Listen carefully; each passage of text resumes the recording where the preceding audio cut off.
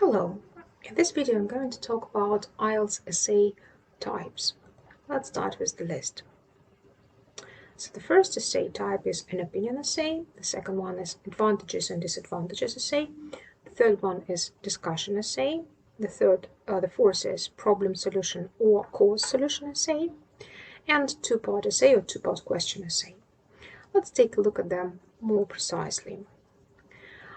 It's important to remember that there is not one correct way to structure an essay, but there are logical ways to do it.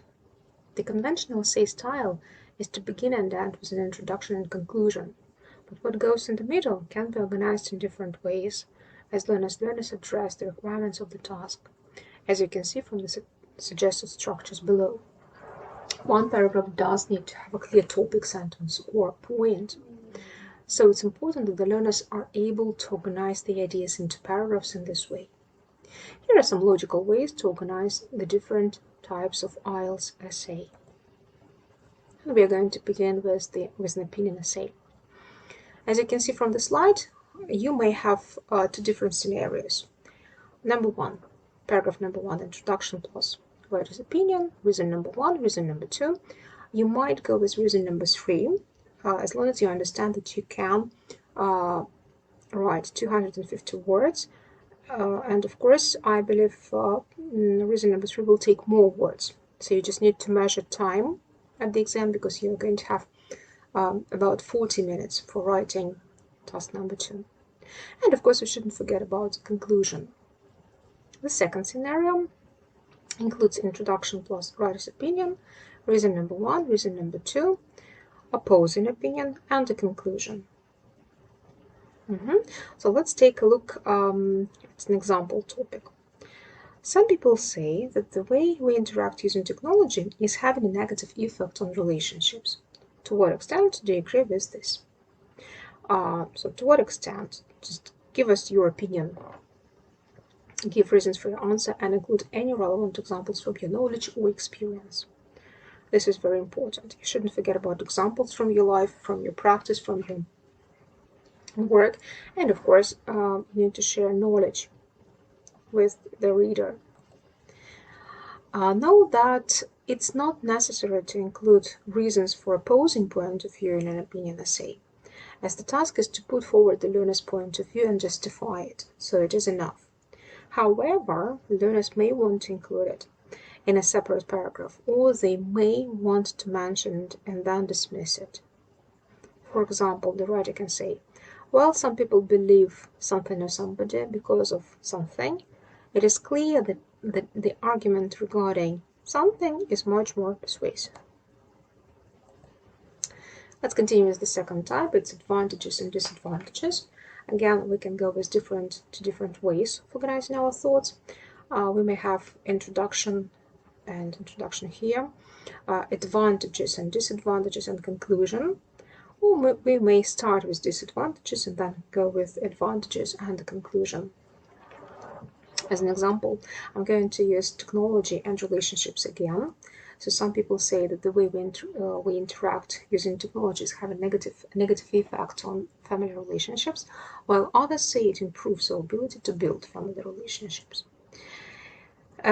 So one of the questions for this particular type could start with like do or does. Like do the advantages of using technology outweigh the disadvantages?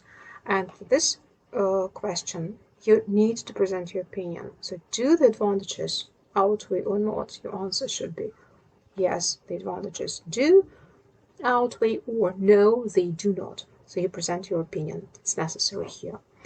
The second way, the second possible question for advantages and disadvantages could be discuss the advantages and disadvantages for this. For this question, you are not supposed to represent your opinion, but you are supposed to discuss to present advantages and disadvantages. Again, you should give reasons for your answer and include any relevant examples from your knowledge or experience. That's all for advantages and disadvantages. Let's continue with a discussion essay. So for discussion essay, we may go with the first plan or plan number two. The first one is introduction, argument, opposing argument, and write his opinion and conclusion. Number 2, introduction, argument, opposing argument. You put writer's opinion separately in paragraph number 4, and you write a conclusion. Let's take a look at the example. Some people say that the way we interact using technology is having a negative effect on family relationships, while others say it improves our ability to build family relationships. Discuss both sides of this argument and then give your own opinion. And again, you shouldn't forget about your knowledge and experience. So let's continue with the next one. It's problem solution. Again, we see 2 possible ways. You write an introduction for both of them, then you either present problem number 1 and solution number 1, problem number 2, solution number 2. You might even go with problem number 3 plus a solution for it, and finalize it with the conclusion. Or you may write an introduction.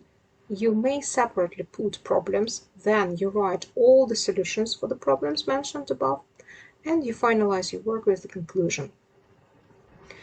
Let's take a look at the example. Technology is reducing the amount of time we spend with friends and family face-to-face. What problems are associated with this, and what are some possible solutions? Again, you shouldn't forget to support your answer with relevant examples and your knowledge or experience. Another type is cause solution. So reasons, we are looking to the reasons of the problem, and then find some possible solution. Again, we have 2 different scenarios. Scenario number 1, you write an introduction, then you mention causes, then you go with a solution or solutions, and then you finalize your work with a conclusion. The second way will be to write an introduction, mention causes or cause, solution number 1, solution number 2, and a conclusion.